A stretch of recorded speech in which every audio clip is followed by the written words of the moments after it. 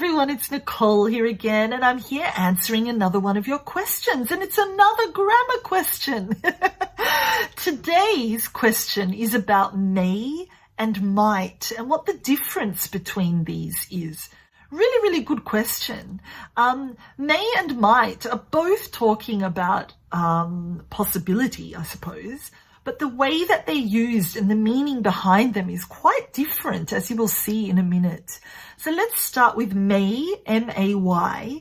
May is talking about possibility. It's talking about the fact that something is possible.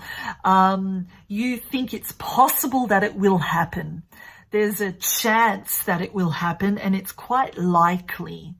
So, for example, it may rain tonight because we have rain clouds because the clouds are grey. So may there means it's possible that it will rain. There's a chance it will rain. It's likely that it will rain. Now looking at might, this is a little bit different. We can't interchange may and might and just swap them over and use them use them the same because the meaning is different. When it comes to might, there is less chance that something will happen.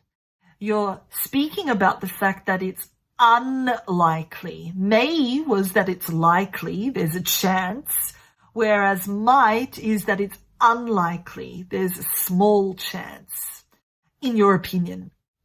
So there's real uncertainty that something will happen, whereas may, there's a possibility, quite a large possibility that it will happen, whereas might, that possibility becomes smaller and smaller. So there's real uncertainty that it will happen. You believe that there's a small chance that something will happen, and it's highly unlikely. So you might say, there's rain clouds out there, but it might not rain because the weather says that it will be clear. Or you might say something like, I may go to the cinema tomorrow. It all depends on what my friends want to do. Yeah, I might go to the cinema, but I've got an assignment that I need to finish at home. So I might stay and do that instead. Can you see the difference?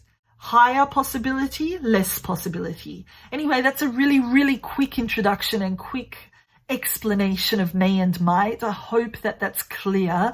I'm definitely happy to create more detailed learning on this area, but I just quickly wanted to answer that question now so that you all know and understand the difference. Thanks for listening. Bye.